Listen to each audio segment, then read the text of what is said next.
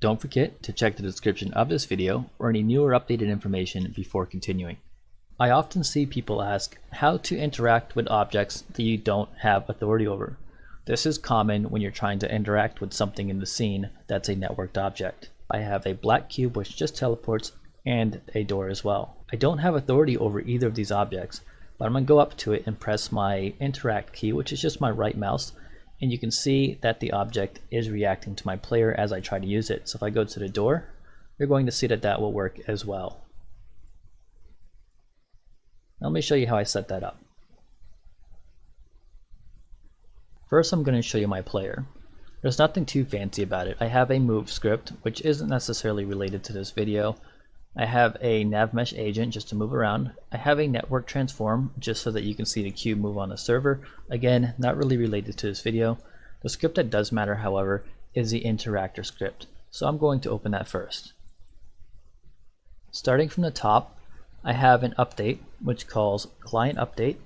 This is just an update that I only want to run on client. So I have a check here, if server exit method, and if I don't have authority, exit method, because you should only try to call commands and run client side stuff generally if you have authority. That rule wouldn't necessarily apply for things like special effects, but in this case I'm trying to perform input checks, so I definitely want to make sure I have an authority check in there.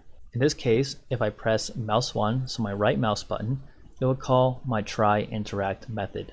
The try interact method will just do a simple overlap. You can do it however you like. Essentially what I'm trying to do is just find objects I can use around my character. You would also probably try to optimize this by only tracing on certain layers, but I'm not going to be covering that because that's kind of outside the scope of this. Next, I go through each hit object and I try to find network usable on the hit object. And note I'm getting multiple components.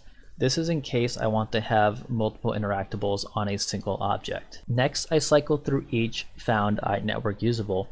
I have a null check here, although you could probably do without it. And on each object, which I identify as usable, I call the use method, which is part of the interface. And again, I'll show that in a second. Then I call command use, so I'm issuing a command which will be run on the server, and I am grabbing the network identity, again using the interface, and I am grabbing the ID of that network usable, which is also through the interface.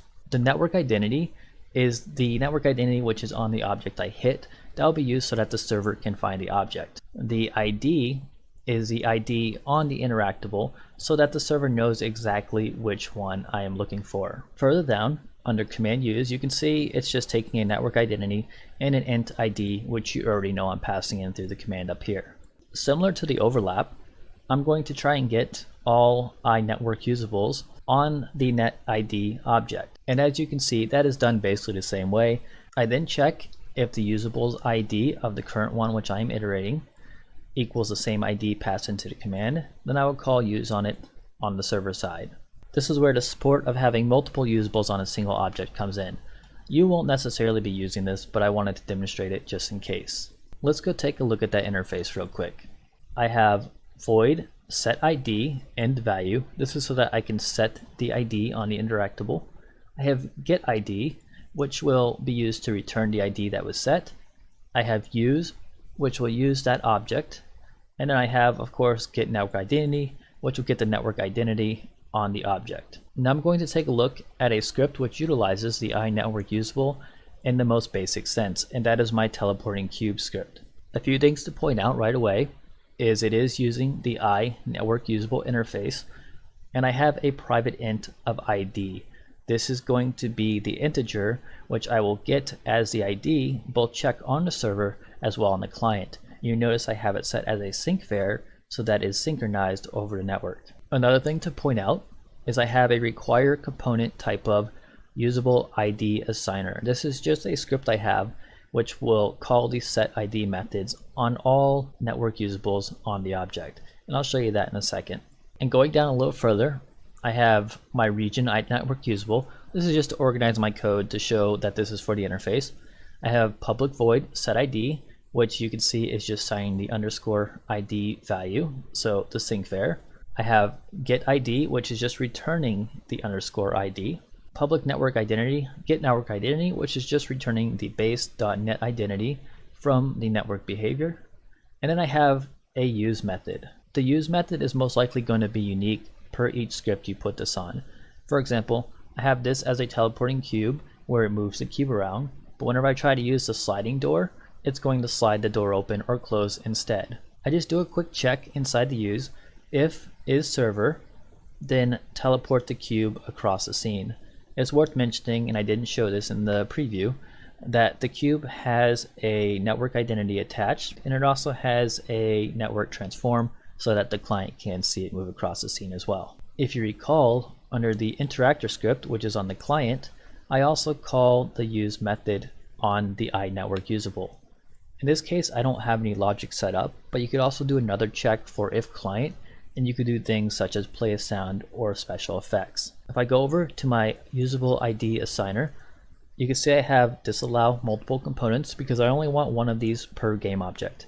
And whenever the server starts, it's going to get every single iNetwork usable on the game object, and then it's go through each one and it's going to set an ID, and it's only setting the ID to whatever the index is in the array.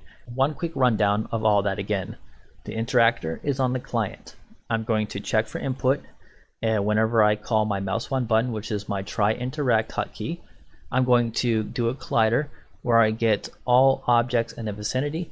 If those objects have the iNetwork usable, I'm going to first call use on it so I can get any special effects or whatever I may want there, and I'm going to pass in the network ID on that and the get ID on the usable in a command. The server then of course processes the command, gets the same iNetwork usables on the object which I passed in according to the net ID, gets the ID which is passed into the command, ensuring that it matches up with the usable that's being checked, and also calls use on it.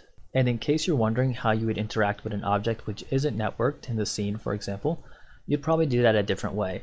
I'm not going to show you how, but I will briefly describe it. You'd probably still have an ID on that object, and you'd have to assign it somehow. Maybe it would have to be through a manager of some sort, except you probably wouldn't have a network behavior on those objects since they are not networked. Therefore, if you don't have a network object on it, you can't find the game object using the network identity. You would instead probably have a dictionary, collection, or manager or something that had the ID of all objects on the scene as they existed on the client and the server. So they would have to be the same on both executables. Let's take a look at a more fleshed out example, such as my sliding door. Before I actually talk about the script, because it works ultimately the same way, it just does different functionality, I'm going to show you what that looks like. I have my usable ID assigner on the door. I have the network identity so that it exists over the network. I have a box collider set as a trigger so that way I can trace for the door and get the hit object. And I have the sliding door script, which you just saw. And I actually have a teleporting cube script on here, but it's not being used in this example. And going back to that network transform child, you can see that the target is the door, which is a child of the object. I am moving the door object up and down based on the use of the door, and that's why I'm only synchronizing the door object. Let's go back to the script. You're going to see much of the same. So I have the iNetwork usable. I have the require component. This is just so I don't forget to add the usable ID assigner script. And then I have the syncVar underscore ID. I have a serialized transform for the door. This is the object that we move up and down.